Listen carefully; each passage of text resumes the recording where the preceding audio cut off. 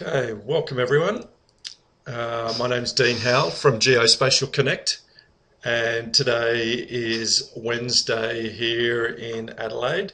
Um, for our friends across the world, it's probably Tuesday evening in the US, and so welcome. Today, being Wednesday, is our job seeker coaching session. So, um, today, I thought we would look at the follow-up.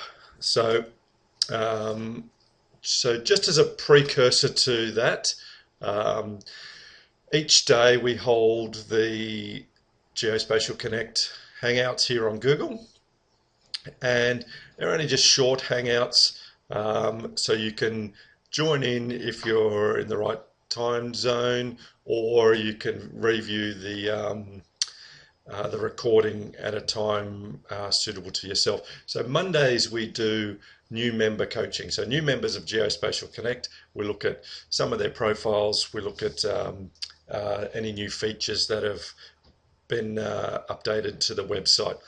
Tuesday is our services hangout. So if you have a service you'd like to promote, then just jump on board and we will promote it there. Wednesday, as we said, is job seeker coaching, and we go through a range of different topics. But if you have some issues that you would like me to discuss, then certainly let me know. Thursday is our products and projects, and Friday is our business coaching. So a whole range of different topics for different people. So tune into the ones that suit you.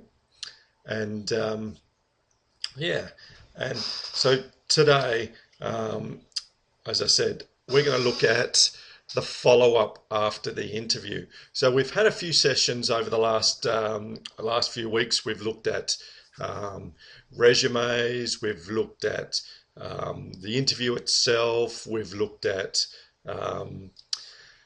preparing yourself, we've looked at questions, we looked at last week, we looked at some job sites.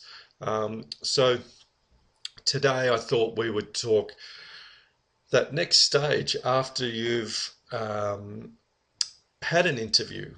And so we're looking for the follow-up. Now, obviously, if you get the job, there's almost no need for you to follow up.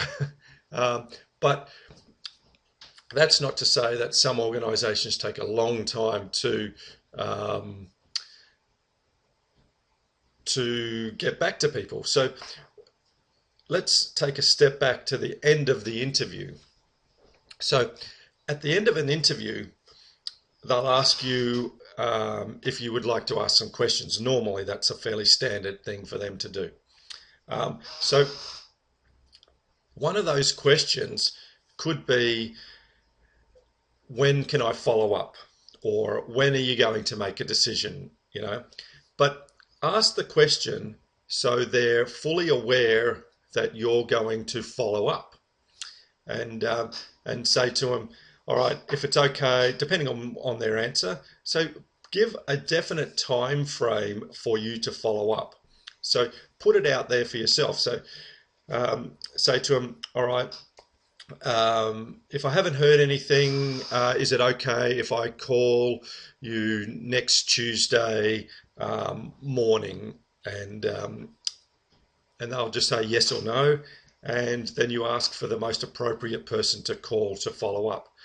Now, so you're putting it out there that you're going to follow up, and so when you do follow up, they're not really surprised. Not that they should be surprised, but if you put it out there, it shows that you're keen to actually follow up. Now, make the follow-up period a fairly short period. Less than a week would be normally appropriate. So if you have an interview Monday, then maybe follow up Friday or even the following Monday, but normally within that week time frame. And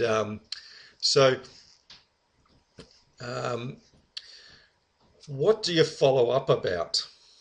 All right, so I'm just going to quickly flick screens for a sec. because we had a few people check in, but they haven't actually come into the...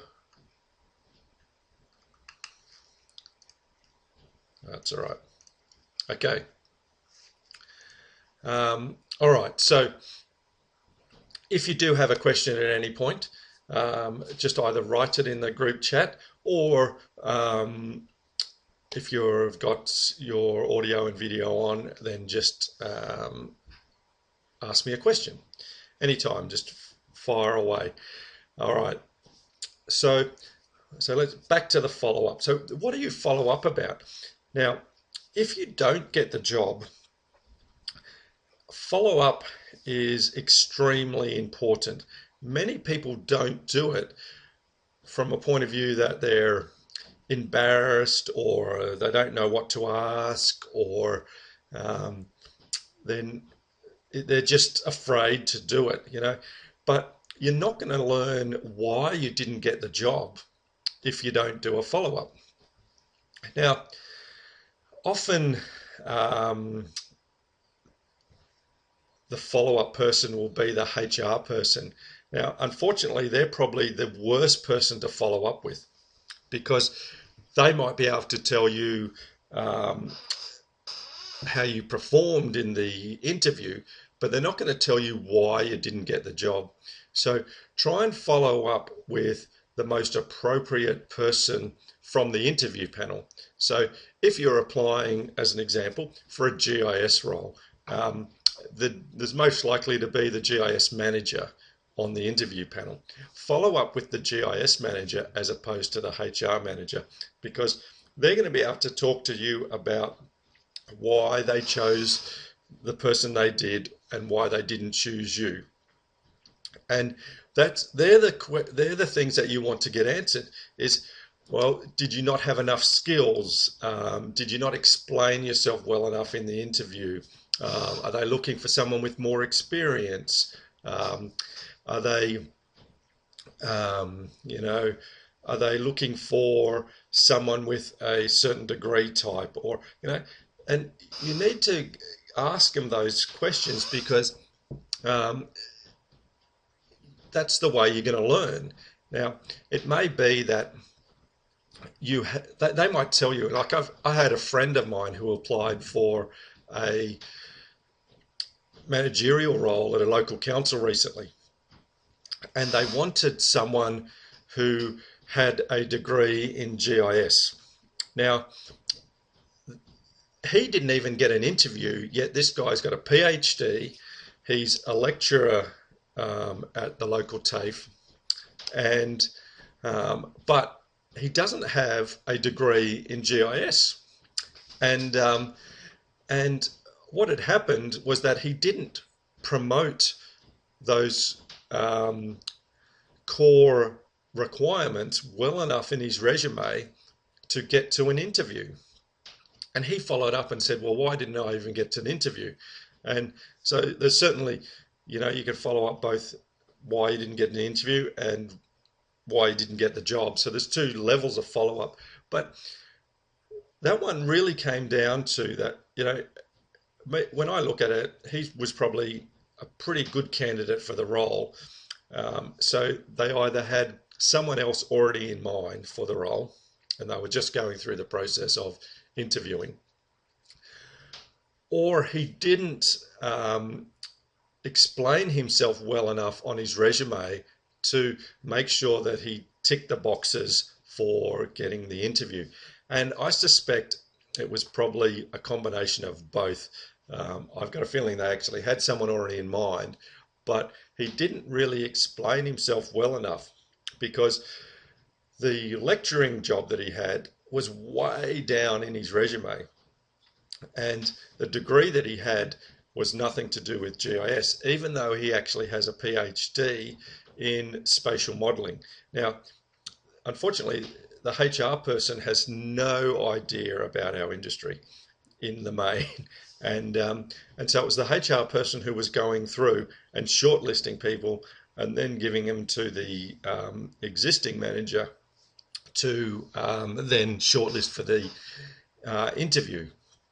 And that HR manager had no idea. And that's the problem with, if you're if you're an accountant or an engineer, it's very obvious that you've got a Bachelor of Accounting or you've got a Bachelor of Engineering, and those sorts of degree names haven't really changed over time. You've got a medical degree, you've got an engineering degree, you've got a social work degree. Those terms haven't really changed, but unfortunately for our industry, the umbrella terms are changing all the time. We have the spatial industry, geospatial, geoscience, geotechnical, geography, remote sensing, photogrammetry, and the list goes on. And you might have all the relevant skills, but if the HR manager is looking for a particular keyword like GIS, and you've got a degree in spatial science, they might go, well, I have no idea. So it's important that you find out why you didn't get the role, and for them to explain it. And that's why it's actually your right to get them to explain it. So don't let them fob you off. Like a lot of HR managers will go, well, we selected someone who was more suited to the role. Well, that doesn't tell you anything, and it doesn't. You've taken the effort to apply. They should give you the respect and give you the feedback. Now that doesn't always happen, but certainly when I was running GIS jobs, it was one thing that we tried to do all the time, is provide positive feedback to every candidate. Yes, that's correct, Jason. Constructive criticism, because that's what you're actually looking for, is why you didn't get the job, and the reasons why are the areas where you can improve. So if it's a matter like the example I gave with my friend, it's maybe he needs to improve his resume. If they tell you that you weren't qualified enough, then maybe it's something that you then go and do some more courses, or you need to promote the things that you did. One of the things I see a lot of, especially for recent graduates, is they'll put down that they've got a degree in geospatial science or whatever it happens to be, but they negate the experience they had as part of that degree. And so their resume looks like they've got no experience at all. So you need to pull out that experience, that you've used certain software, that you did a certain project, that like most spatial sciences degrees that go over 3 or 4 years, you've done a lot of project work. And all of those project work is good experience.